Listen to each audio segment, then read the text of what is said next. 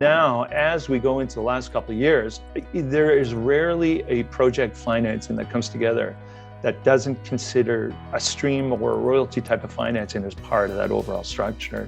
Putting ideas where you're typically talking to a miner, not through a bank-led process, but trying to help them solve for their capital needs, which often leads to sort of, I think, good outcomes for both sides.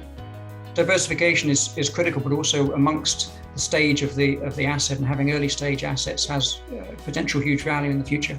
There is a risk of compartmentalizing ESG as a separate exercise. I think we think of it as very much going hand in hand with the value evaluation as well, because many of the factors that go to ESG concerns ultimately are value concerns.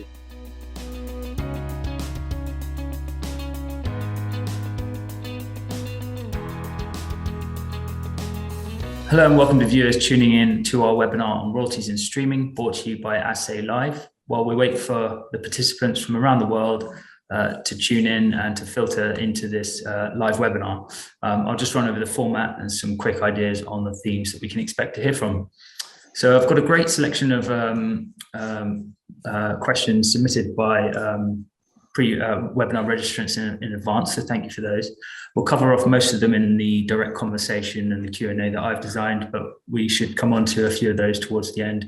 And if, of course, you do have further questions, please submit them in the Q&A box and we'll try and get through those as well. So I've got a stellar group of executives who lead some very successful royalties and streaming businesses. And we're going to be hearing all about their unique qualities and their different approaches to the industry at the moment. So introducing my panel, I've got David Aram, who is Senior Executive Vice President at Sandstorm Gold, Julian Andrews, CEO and Managing Director at Deterra Royalties, Steve Bolton, CEO at Altus Strategies, and Sean Usmar, Founder, CEO and Director of Triple Flag Precious Metals. Gentlemen, a warm welcome. Thank you very much for joining me. Thank you. So royalties and streaming finance is by no means new, but it's certainly been instrumental to financing mines and exploration projects, particularly when we're in considerably more bearish markets. We read a McKinsey study in advance of this that suggests that royalties and streaming financing deal flow is set to grow significantly over the next decade, expanding across different commodity markets and geographies. So we're therefore really curious to know from our esteemed panel, since we've moved into a bull market condition, has this changed the strategy for your company in any respect? And is growth now very much at the top of your agenda? So why don't we go around and get the view there? And Julian, I'll come to you as you're pulling the late night shift in Perth. Thank you very much.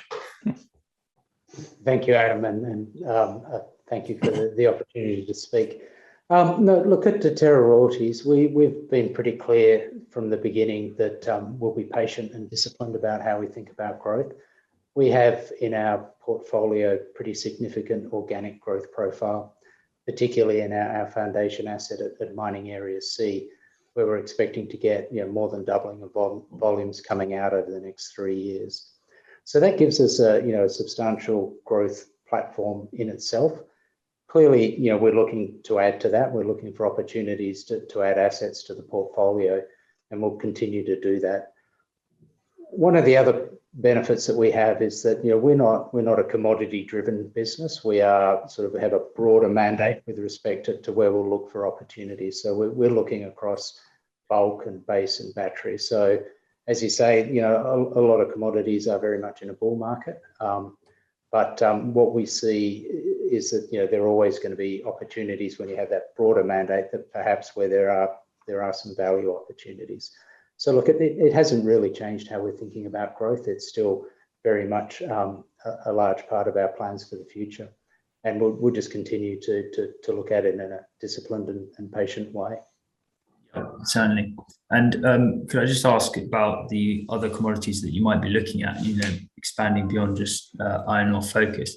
Is that an intention to sort of diversify because of the opportunity in those metals, or is it against, more hedging a risk of being too aligned to one commodity?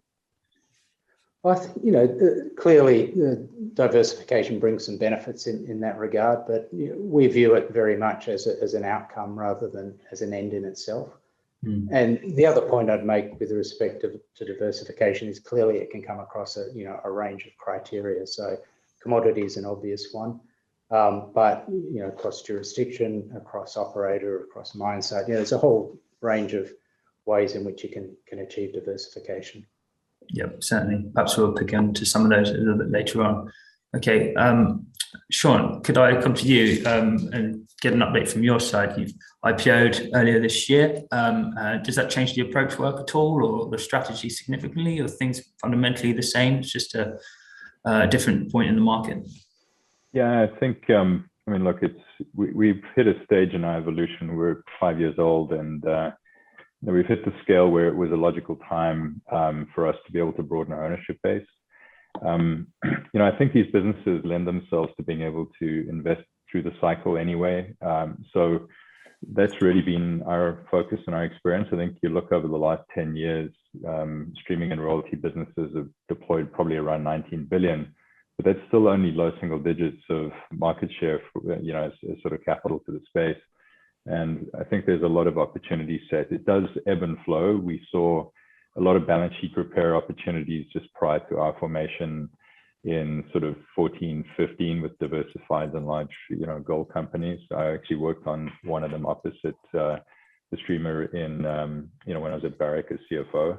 But I think there's a lot more applicability. There's less of those in this sort of environment as you'd expect. But I think polymetallics, just the value arbitrage, orphaned portfolios, which we tend to compete less on.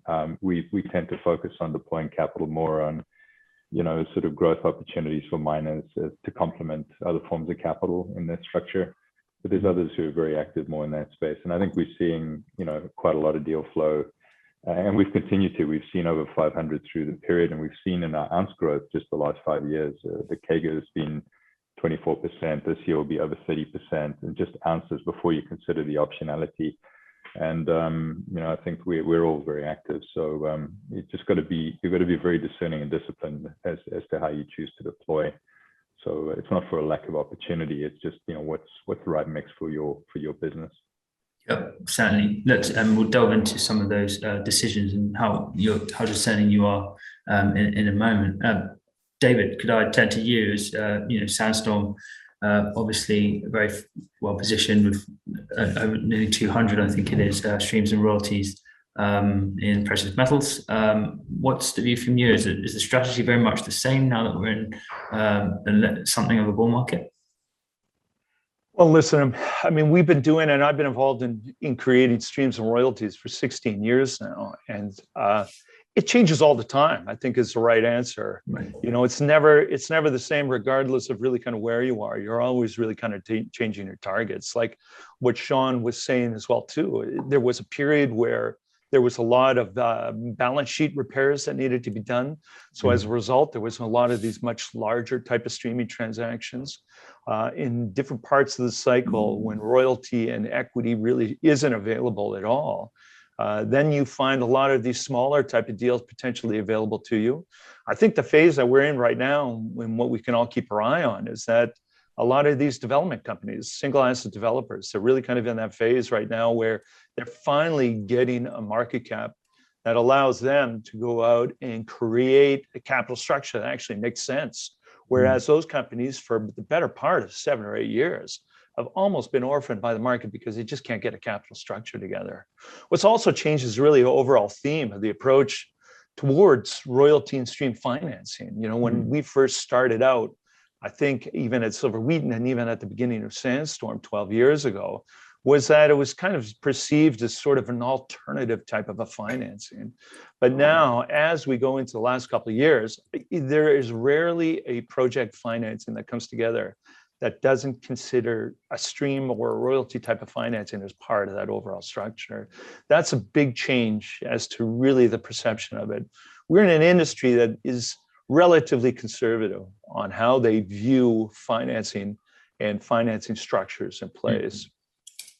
And it's been a long time coming, but we've been talking about this, not just Sandstorm, but collectively, this idea that royalty and streams are a very good type of project financing for assets and a very low cost of capital and an efficient way to align with your stakeholders in it, which I'm sure we'll get into kind of later on in the discussion. But the perception of streaming and royalty and using that as a key part of your capital structure and getting a project built and fixing your balance sheet, that perception has changed tremendously just in the last 5 to 10 years for sure.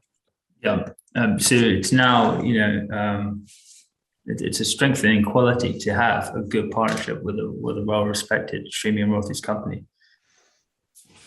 No, for sure. I think a big part of it is that what the industry has been able to show over the years in our sector is that having that streaming partner, that royalty partner, really it is a lot safer for your investors, for your equity investors. You can create it in such after maybe some missteps or some problems with some of the initial streams. I think for the most part, they've been right-sided to really align your, as the mining company, really the value of your long-term equity and your future equity holders. That value is still preserved, but still having a good, effective streaming partner and a financing alternative in your hand. Excellent. Steve, could I turn to you now and get the view from Altus? Tell us a bit about your strategy first, and then also how you're accelerating royalty generation activities. Yeah, thanks, Adam. We'll do. Well, we were private for 10 years until we listed in 2017. And I think some of the things that actually all the panelists have spoken about, especially David just then, about risk changed dramatically in 2008. And after the financial crisis, there was a fundamental change about how banks viewed mining projects, and that you had obviously quite an upswing in 2009 and 10, a bit of 11, but thereafter you had a pretty treacherous bear market that was a mass extinction event for many companies in the sector. A lot of businesses, in the absence of banks, turned to royalty companies and specifically streaming companies first, I think, for larger portions of capital, effectively mortgaging a little bit of their future cash flow in the absence of other alternatives. And certainly in the last 6 or 7 years, the market's become much more sophisticated. And as David says, it's become a staple part of a financing package for a mining project. Altus specifically is, I guess, even though 13 years old, is a growth business.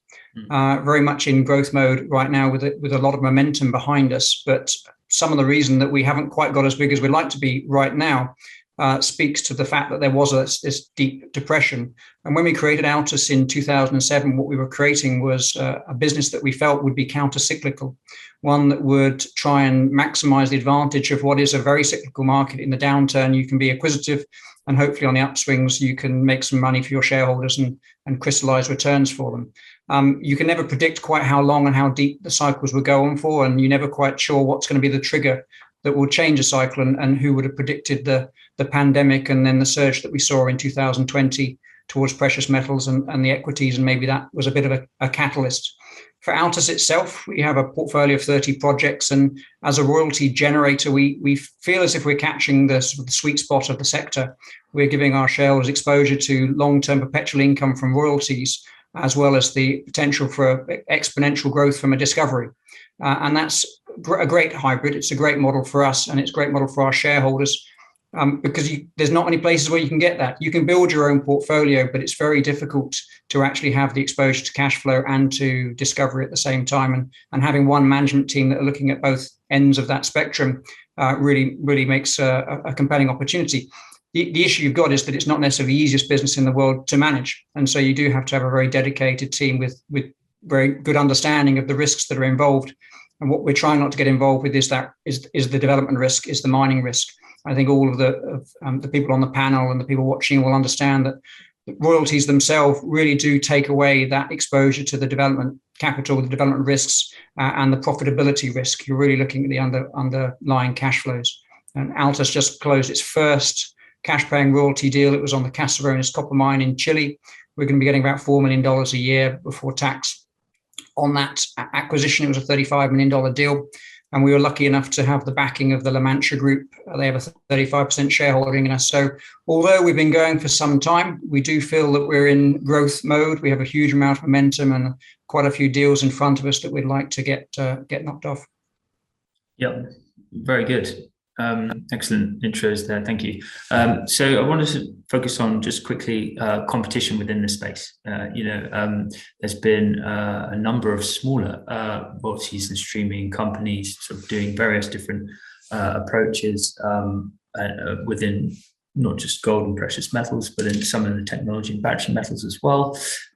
Does this change the landscape for conducting deals? Does the competition bring a little bit of change to the projects that you meet with? And equally, with equity markets a little bit more buoyant for junior mining companies, is the conversation a little bit different in terms of getting them to strike up a deal with you? Are they being a little bit more choosy, perhaps?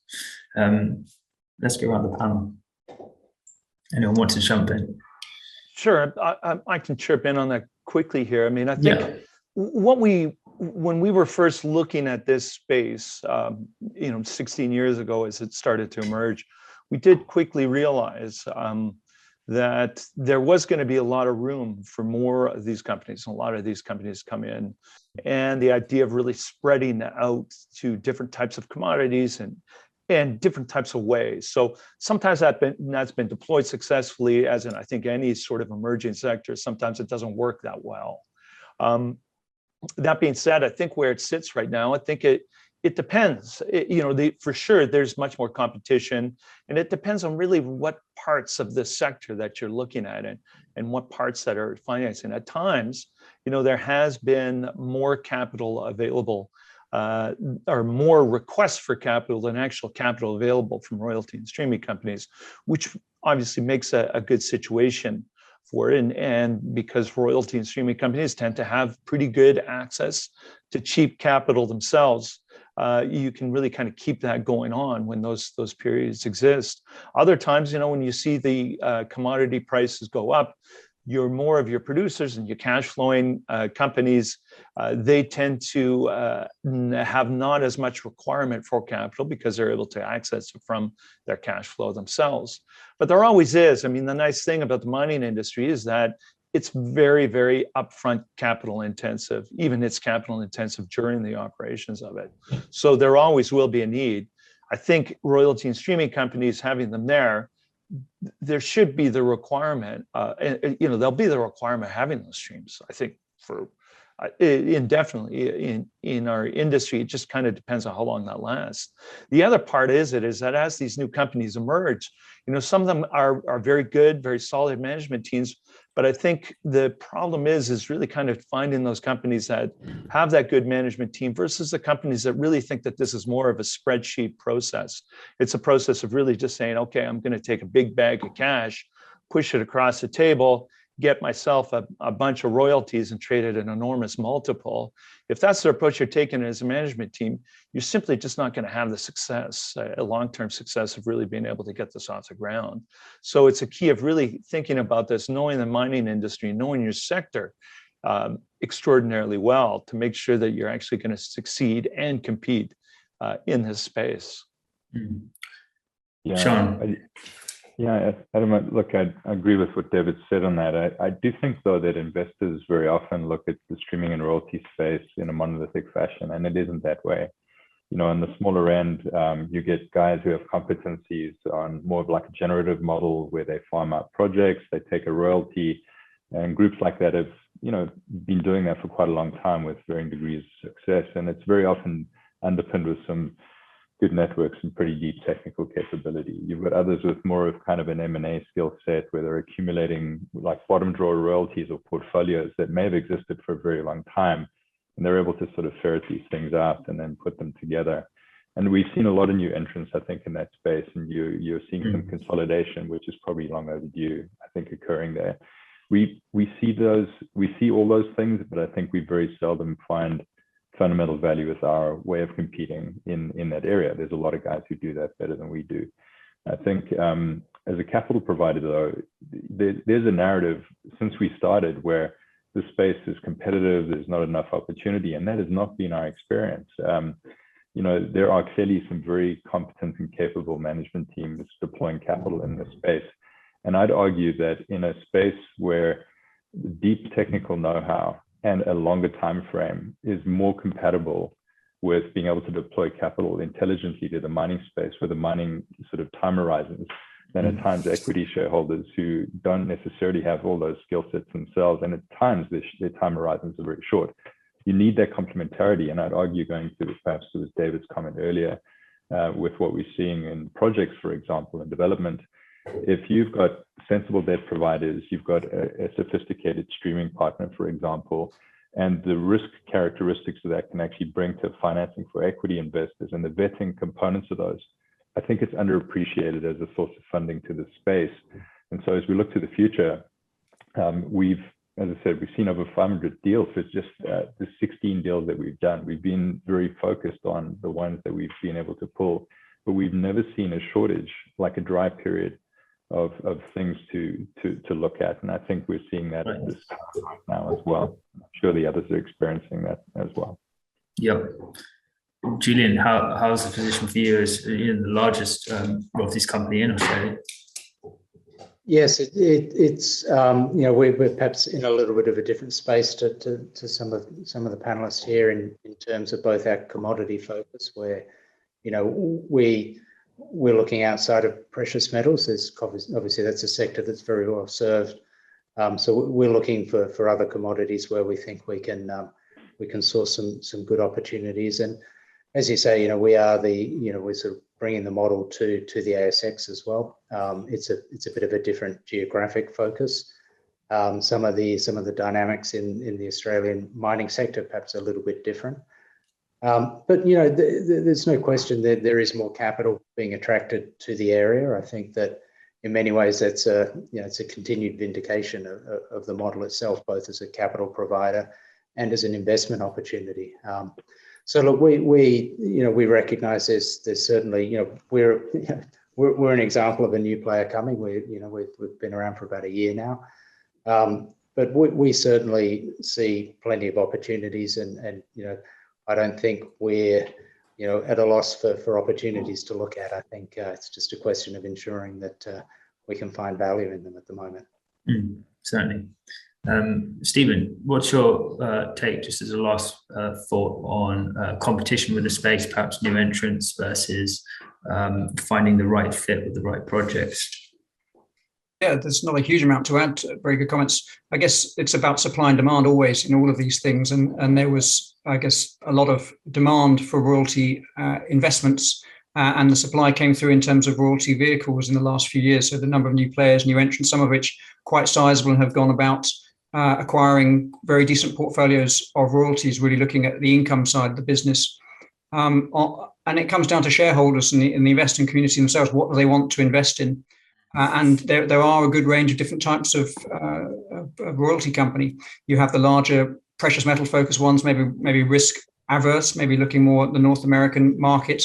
And you have other companies which are more focused on the base metals. You have some which have a diversification of risk in the commodity space and in geography. And you have some that have a mixture of all of those elements put together. So I think there's probably a decent exposure now for investors to have if they wanted to have a specific preference. I think there is a royalty company that meets their needs. I do believe that maybe in the next 2 to 3 years, consolidation in the royalty space may be the easiest way for some of these companies to acquire further royalties, is to bolt on portfolios that have already been agglomerated. So that's probably a theme that we're going to look at and see in the next 2 or 3 years. But in terms of royalties that are out there to acquire, even though there have been these new entrants, I'd agree with all of the panel. There are certainly lots of deals out there, and people are seeing things that they didn't realize that they had on their balance sheet that they're looking to dispose of, and they're basically orphaned assets that they're trying to monetize. We're seeing quite a lot of those, and also companies that are looking to form good relationships going forward and prepared or willing or wish to add a royalty to what would ordinarily be in a plain vanilla equity package. So Altus itself is not yet into the streaming business, so we can't really speak to that too much. But in terms of the provision of royalties, they're certainly there. There's certainly a lot of deal flow out there, but I think maybe M&A is going to be a theme for the next 2 or 3 years. Interesting. Yeah, very much. Okay, great. Let's talk about the various portfolios then as our next sort of topic, and diversity that we sort of touched on in the other points. But how important is diversification? And when you talk with shareholders, what's important to convey around diversification within the mines or the projects, or the many ways that you can provide diversification to sort of reduce that risk. and really drive returns within the portfolio. Anyone else want to lead on that? David? Sure. I mean, obviously, diversification is really key for royalty and streaming companies. The point is that we're not the operators of these assets. So our fates, to a certain degree, are in the hands of the operators. Now, hopefully, as the streaming royalty company, you've kind of done a good job selecting these projects, but diversification is very important for us. And as you see the companies grow, and the same case for Sandstorm, is that we find ourselves in a situation where you're getting a good broad diversification of value in your companies. So when any of these companies have a problem, or the mines themselves have an issue at that mine level, which all mines do at some point in their life, they are going to have some kind of issue, that you're not getting a huge impact from there. And I think geographic diversification is good too. I mean, I've been telling people for a number of years now is that there's no such thing as a tier 1 jurisdiction for mining. Kind of starts at around tier 3 and goes down from there. It's a tough business to be in. It's tough to operate these mines. Whatever jurisdiction you're in, you're going to run into some kind of challenges one way or another. So having that broad geographic diversification to different assets is, I think, important for any company, but especially in the royalty and streaming company. The benefit that we have, though, of course, is that once you actually get these streams of royalties in place, they effectively run themselves to a certain degree. As long as you've made some of those right decisions, you've structured it the right way, hopefully you're really not going to have to pay that much attention to it, which means your primary focus as a royalty and streaming company is really buying more acquisitions rather than really kind of running it, which then means you can really end up with an endless size portfolio. We find ourselves at over 225 streams and royalties. We probably don't have to scale up that much more as a company if we were to have 500 or even 1,000 of these royalties at some point in the future, which is a huge benefit in the end of being a royalty and stream company. Yep, certainly. Yeah, and look, I'd add to David's point by saying I think any business diversification is obviously smart, whether it's frankly, in your personal guys, it's just the right thing to do. We've accumulated 75 assets now, of which 15 are producing, and that will give us over 100 million a year of cash flow at the moment, and that's growing. And what we find, though, is whenever we've looked at transactions, we always look at it on a pro forma basis to just get a sense of what does that actually look at on a pro forma basis compared to the rest, and can we digest it? Does it create that concentration? And if it does for a period, what would it take to grow to a point where that would be reasonable? So our largest deal was in Australia last year, in North Parkes, copper, gold, silver mine for 550 million. And with the scale of our portfolio, that fits in very comparably as the sector leaders and large assets they've got in their portfolio. And when you then start looking at top 5 concentrations and that all works. But I really think it is a strength of this model. If you look at the comparable diversification in operating companies, it's quite hard for them to replicate the level of diversification that you can get in a business model like this. Certainly. Julian, do you have anything to add on diversification? No, I think I agree with David and Sean's comment. We're in a little bit of a different position at Deterra. We have just a half a dozen royalties in the portfolio at the moment, but dominated by a single asset that's generating the vast majority of the revenue. So certainly diversification is something that we expect will come to the portfolio over time. I think that what we are conscious of is that we need to be looking at assets in their own right, ensuring that they make sense in their own right, and then the benefits they bring to the portfolio flow from that rather than drive that decision. What we're very conscious of is that we're not looking to go out and diversify for diversification's sake if the additions don't make sense. And I guess I'd just come back to the point that when we talk about diversification, and David and Sean have made these points, that it's easy to focus on commodities in particular, but really it's important to think about it on the jurisdiction, on the life cycle stage of the operation, and there's a number of different ways that you can get that spread of risk. Mm. Yep. Stephen, how do you sort of spread the risk? Because obviously you're Africa centric and you sort of earlier stage generator approach. So you have a different approach to sort of providing that diversification for shareholders. Absolutely. Yeah, excuse me. So we are Africa focused for our generative activities. We have about 30 assets in Africa in 6 or 7 countries, over 5 or 6 different commodities. And that's great diversification. The panel makes some very excellent remarks in respect of the importance of diversification in everything you do in investing. So shareholders having instant access to that is valuable. The issue we've got, or the opportunity we present, is the stage of the assets as well. So if you have diversification amongst the quality of your assets, that's excellent, but also in terms of the stage of development. So cash paying royalty is wonderful, but those are getting older as each day goes past, and you have to replenish your portfolio. And there aren't too many groups, and certainly not very many in Africa, who are looking at putting royalties on early stage assets and generating a pipeline of projects that over time will mature into hopefully a number of cash paying royalties. And the cost of generating those royalties is actually, I think you could probably describe it as a rounding error in some of the invoices that you get for doing royalty transactions. So the actual return on investment of capital employed is phenomenal if you make a successful discovery and you're able to have a royalty attached to that asset. As I mentioned, our recent transaction to move into Chile for a cash-paying royalty speaks to diversification. And we can be somewhat agnostic in respect of where we acquire cash-paying royalties. And I agree wholeheartedly with David's comment in respect of the tiers of jurisdictions that are out there. Well, there's always something that will catch you maybe.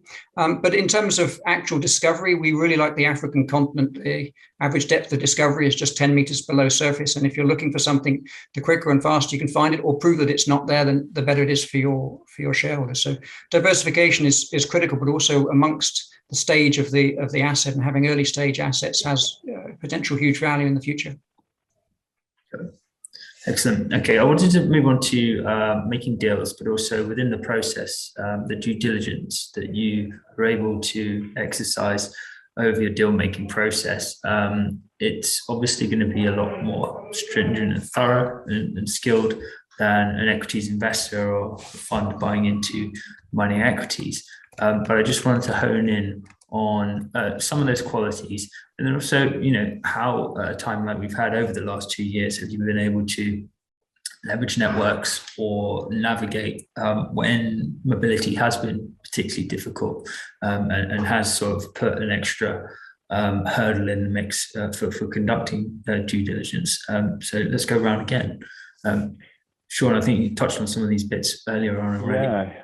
Yeah. Look, firstly, I think all teams, again, competing slightly differently, bring their experience set and their networks to the fore. And I think in the space we tend to focus on, and the sort of larger check sizes, usually financing businesses, and that a lot of our the executive team networks they bring are very often, say in the Americas, very often they have, let's say, banking backgrounds or sort of more commercial backgrounds. It's not a universal truth, but that's often the case.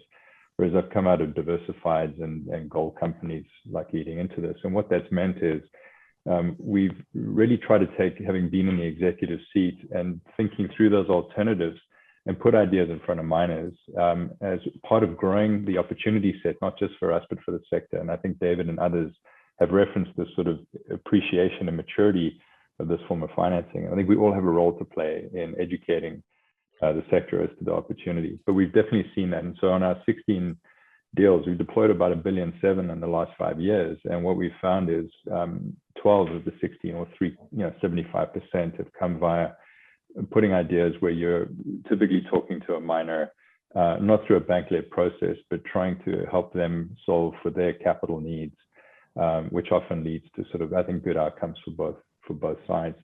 And I see more and more opportunity for those. So the networks matter.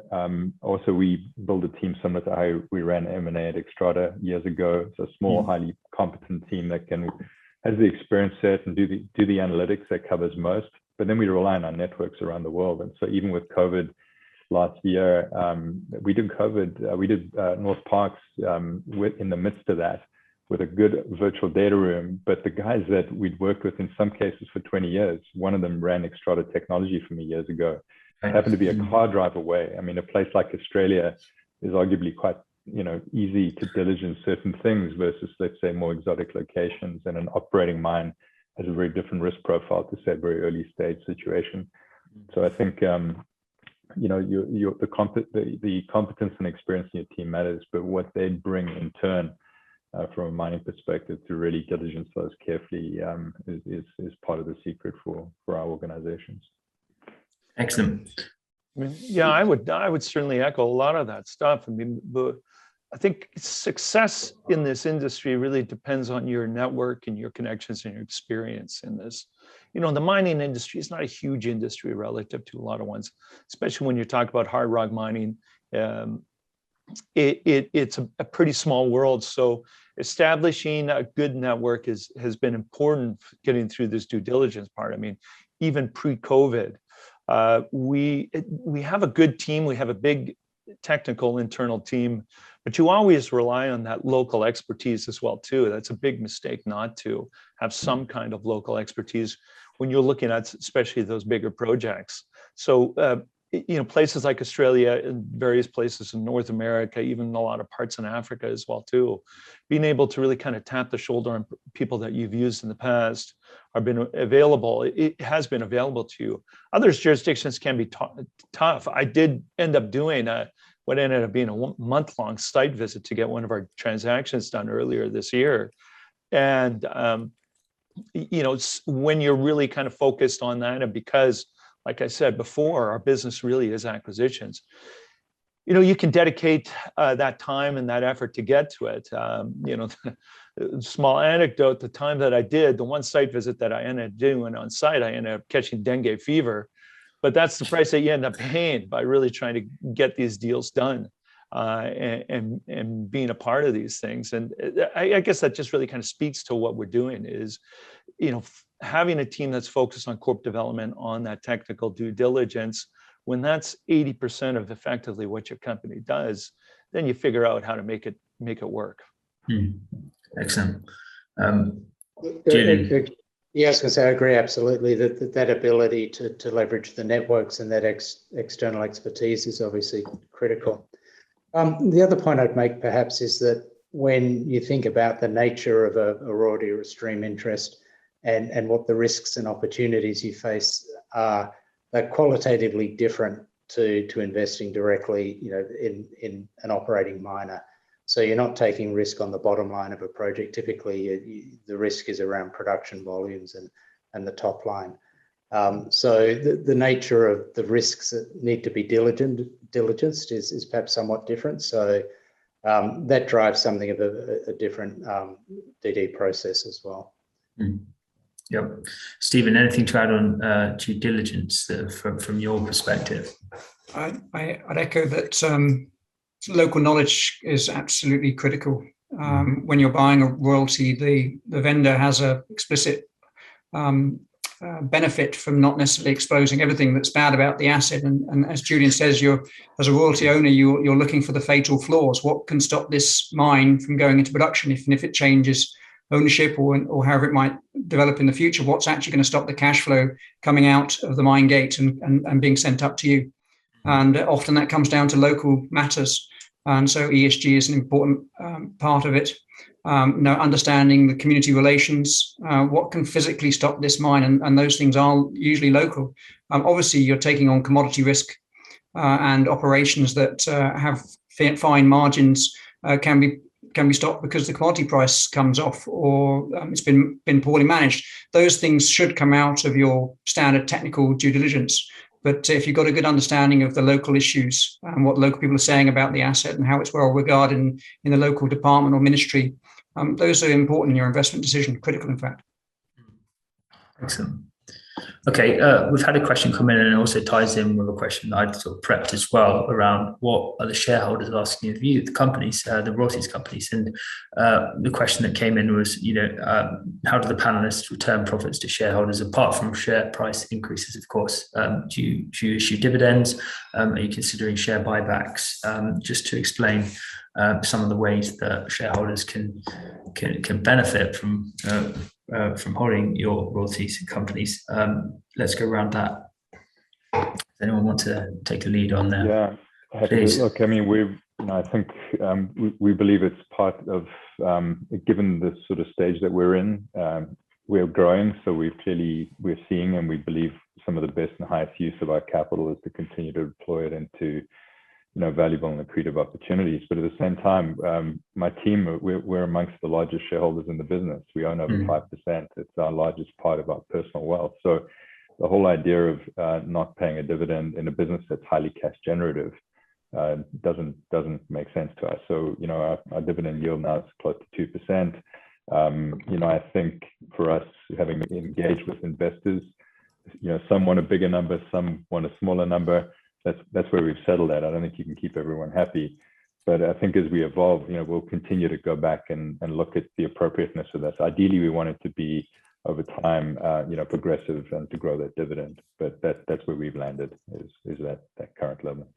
Excellent, very clear.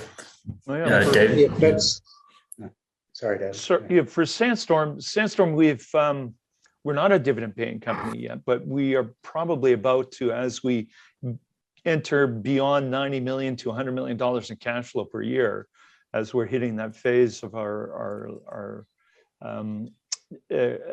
the life cycle of the company, we are going to start paying a dividend in the not too distant future.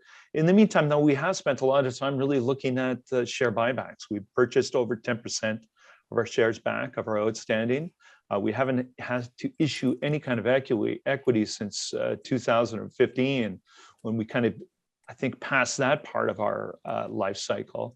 And that's really allowed us to go out and I think focus on that growth.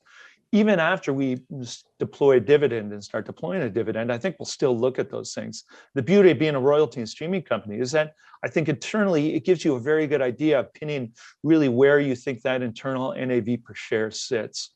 And that allows you to really, on a day-by-day basis, effectively determine whether or not it makes sense to really buy back shares and deploy capital that way. Being big shareholders ourselves as the founders of the company and maintaining that shareholding, I think that's key, because we do want to make sure that we're doing a good tax accretive way of paying back shareholders, and buying back shares is a great way to do that. Dividends is a great way to pay back shareholders as well too. And there's a place for, I think, all these different things if you're spending a lot of time thinking about really where that proper capital allocation plan is. Excellent. Julian, you were going to jump in there. Yeah, so thanks. I was just going to say, look, we're perhaps a little bit different from some of the other companies in the sector, in that we're very fortunate when we're created to be endowed with highly cash generative asset that we generated over $140 million in revenue last year. That's Aussie dollars. So we do have we look to return that to our shareholders through a dividend payment. So we pay out at the moment 100% of our net profit after tax, and we've done that through the course of this year. That also gives us an opportunity to return the franking credits that we're generating here under the Australian tax regime back to our domestic shareholders. So we recognise sort of the dual nature of the business, in the sense that we have cash generation that we want to pass through to our shareholders, and at the same time we're looking to build the growth into the vehicle through broadening the portfolio. But in many ways we treat those as separate decisions to be made in terms of how that growth should be funded. We certainly don't see any merit in sort of holding cash within the business without an immediate use for it, so we look to return that to our shareholders through dividends. Wonderful. Okay, and Stephen, what's your approach? You've got skin in the game. You're looking at dividends, or investing mostly in growth at the moment. Yeah, I guess we're in high growth mode. So a near-term dividend is unlikely. We only have one cash-paying royalty, only $4 million of revenue there. We expect or hope or target to getting that to $10 million, and obviously getting towards the $50 and $100 million that the other panelists are talking to. That's all in due course. So we've got a management team and board with an 18% shareholding in the company. So there's a huge alignment of interests. We firmly believe in the power of dividends and the importance of them to give money back to shareholders, to have a choice of what they do with it. They are ultimately the owners of the business. And also, being a dividend-paying company attracts new investors to you who are also looking for yield, and it gives you an opportunity to improve your shareholder register. And that can only be a good thing. Right now, it's not where we are. I'm very confident that we will get there. But as a general trend, I think companies that pay dividends, even if it's a small dividend that then increases year on year, it's a sign of good faith that you're able to return your shareholders' money to them. Certainly. We just had a question come in around whether you're making higher value acquisitions, for cash generating assets. Are you higher valuations creating a risk of royalty companies overpaying for their deals, or not striking the best terms as they were a few years ago? And I think it's pertaining to, ironically, mining companies who were overpaying for the last metal spike in 2012 were showing very good restraint. So there's a sort of question around capital discipline, then also striking value in your deals. I guess we sort of covered that initially when we were talking about competition in the space. But if anyone wanted to sort of take that or talk about that, yeah. Look, I do think, I know even when we emerged, there was a sense of, well, you're never going to compete against the very largest, well-capitalized, low-cost of capital players in the space. But our idea, the formation of the idea, was that there was a broader applicability of this form of financing to the space, and not fixing the pie, but trying to expand it. And that's been our experience here. So there's clearly been some transactions recently that have got attention with some of the returns that are out there. There's a lot, though, that people are active on. And I think this year, if we look back on our 5 years, and I'd be interested in David and others' experience here, but we've averaged a little over 3 deals a year. We've deployed several $100 million at a time. This year, we've only done one deal. Okay, we've IPO'd that took a lot of attention, but we've seen a lot of things, but we've chosen not to pursue them. And I think if you invest in the cycle and you remain disciplined, that's the expectation of, I would think, shareholders. And as a shareholder, that's my expectation of myself and my team, is to make sure that we don't violate the sort of very foundation of investing intelligently over time. So I think there's a lot out there, and I think there's going to be a lot more to come. So I think any short-term heuristic people shouldn't overly fixate on. Certainly. Yeah, and I think the same sort of things, is that it is really important to understand the valuation that you're investing in. I mean, the big advantage that we have as royalty and streaming companies over a typical equity investor too is that we get a much closer look. We're able to peer under every rock and look at every aspect.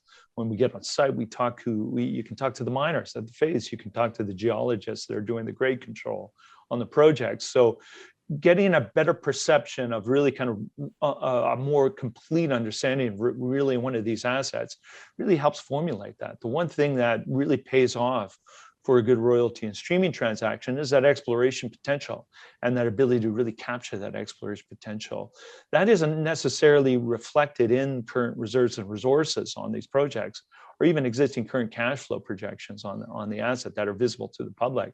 But if you're looking at it, if you understand the projects, if you have that right expertise to peer into this project, you can really uncover that value that's there. But I would say, it comes down to that competition, the aspects. How sophisticated are these companies that are doing these transactions on there?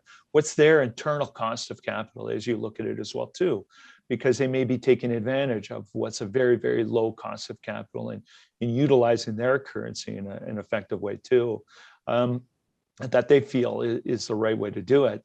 I think when you look at those long established companies that are out there, that effective deployment and effective deployment of capital and the discipline in deploying that capital is going to be key in making their decision as a shareholder.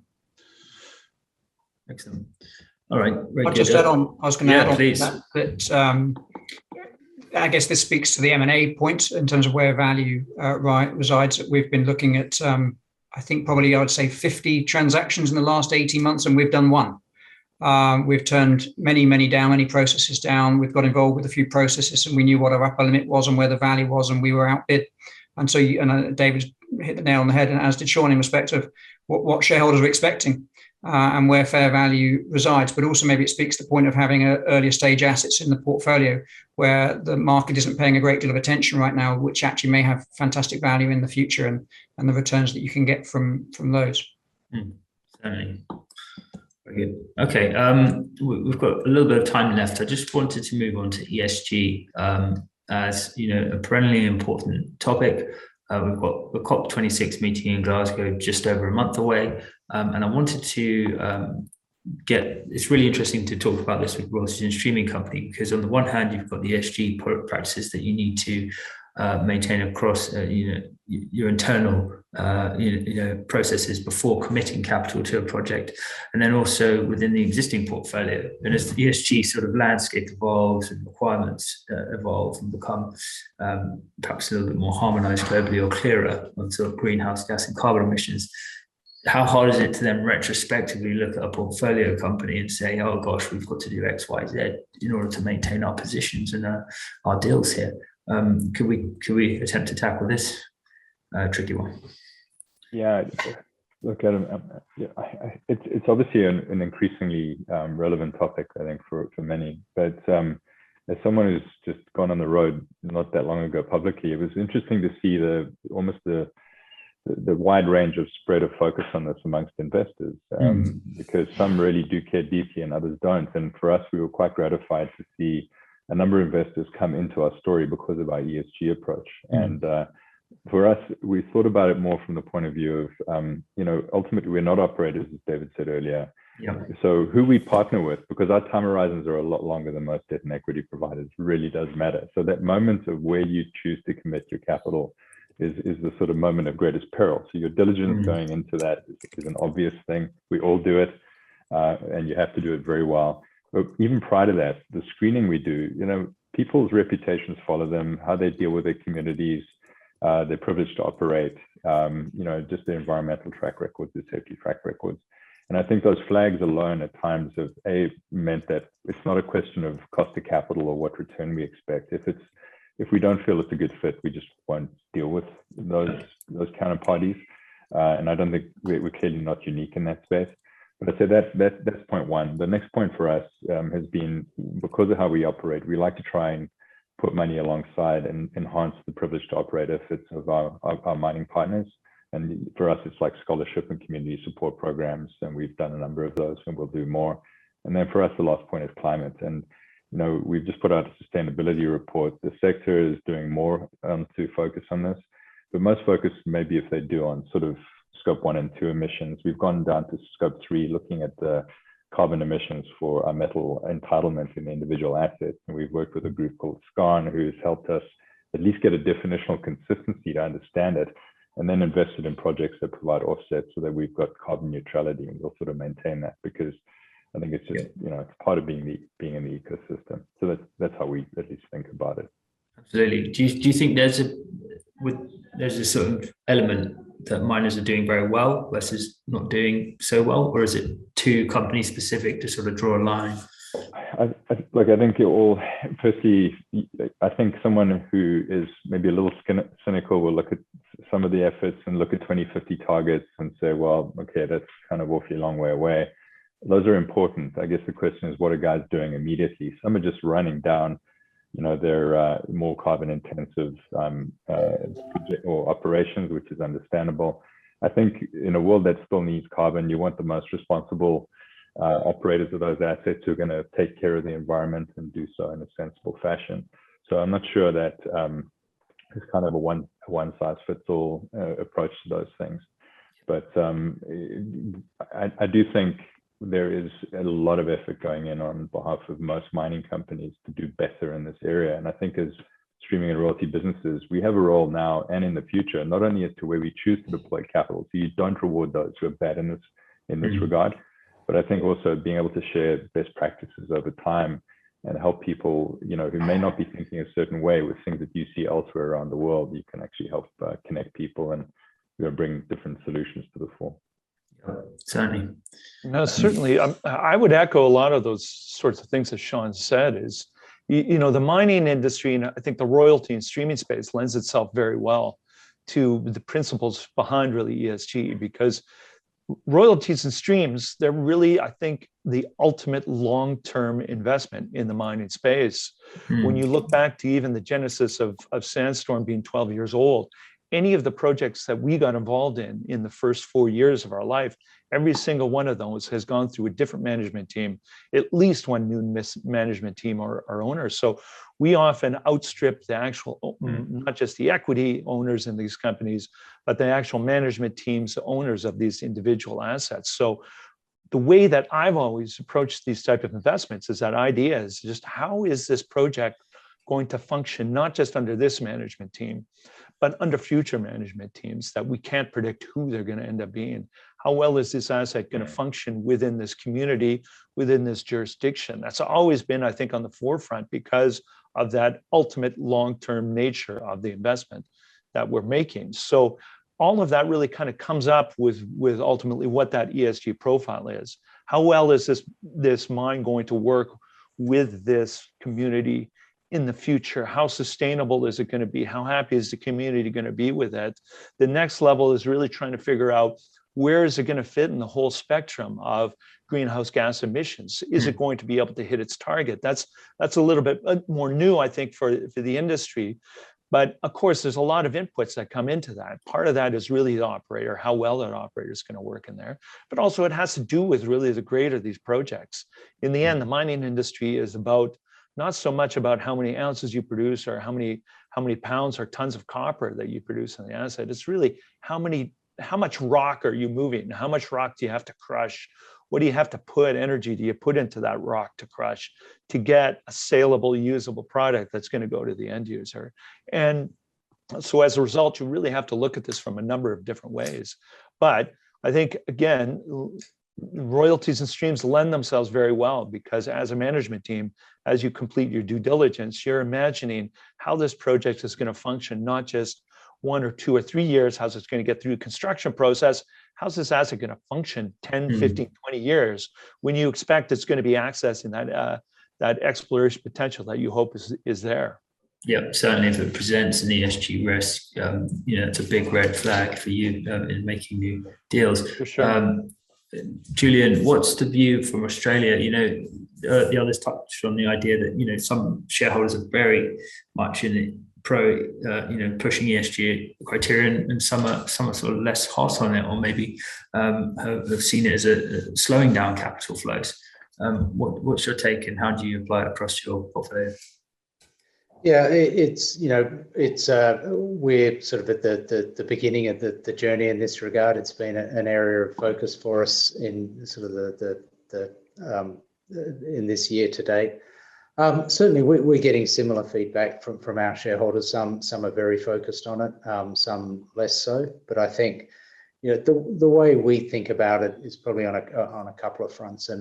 And one, I think, just to echo Sean's comment, which I think we'd all agree with, is that point of influence or that point of leverage is really when you're making that decision around the investment. So you need to get that right, because as David explained so eloquently, you are committing to a long-term relationship with that asset.